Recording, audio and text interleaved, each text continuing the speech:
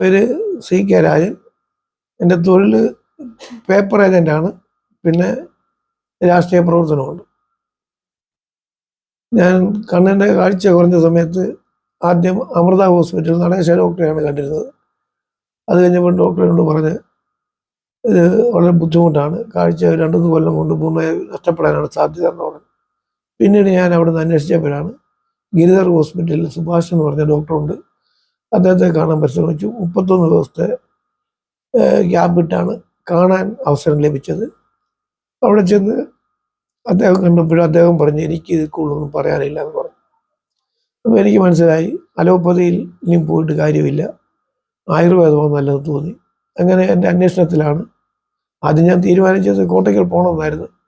അവിടെ പോകുന്നത് വളരെ ബുദ്ധിമുട്ടായിരുന്നുകൊണ്ടാണ് ഞാൻ വീണ്ടും അന്വേഷിച്ചപ്പം കൂത്താട്ടുകുളത്ത് എന്നൊരു ഹോസ്പിറ്റൽ ഉണ്ടെന്ന് അറിഞ്ഞത്. അവിടുത്തെ ട്രീറ്റ്മെൻ്റ് ആയിരുന്നു ഇതുവരെ ചെയ്തുകൊണ്ടിരുന്നത്.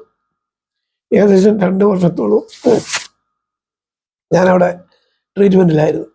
കാര്യമായ കുറവ് അനുഭവപ്പെട്ടില്ല. അപ്പം ഞാൻ എൻ്റെ സുഹൃത്തുക്കളുമായി അന്വേഷിച്ചപ്പോഴാണ് ഇങ്ങനൊരു ഹോസ്പിറ്റൽ മഞ്ഞാടിയിലുണ്ടെന്നുള്ള വിവരം അറിഞ്ഞത്. അങ്ങനെ അറിഞ്ഞു കേട്ടാണ് ഞാനിവിടെ വന്നത്. ഞാൻ അന്വേഷിച്ച് മഞ്ഞാടിയിൽ സുദർശനം എന്നൊരു ഹോസ്പിറ്റൽ ഉണ്ടെന്ന് അറിഞ്ഞു. അവിടെ വന്നു കഴിഞ്ഞ് ഡോക്ടറെ നേരിൽ കണ്ടു കഴിഞ്ഞ് ഡോക്ടറുമായിട്ട് നേരിൽ കണ്ട് അദ്ദേഹത്തിൻ്റെ ട്രീറ്റ്മെൻറ്റ് തുടങ്ങി.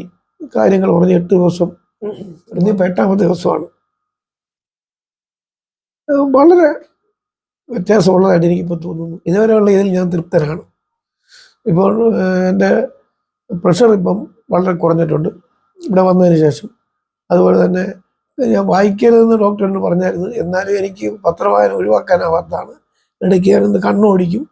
ഇപ്പം ഇന്ന് വായിച്ചപ്പം കുറച്ചുകൂടെ വ്യക്തമായിട്ട് വായിക്കാൻ കഴിഞ്ഞിട്ടുണ്ട്. ഇപ്പോൾ ആകെപ്പാടുള്ളൊരു കാര്യം എന്ന് പറയുന്നത് ഇവിടെ വരാൻ വയ്യല്ലോ എന്നൊരു വിഷമം മാത്രമേ എനിക്കിപ്പോൾ ഉള്ളൂ.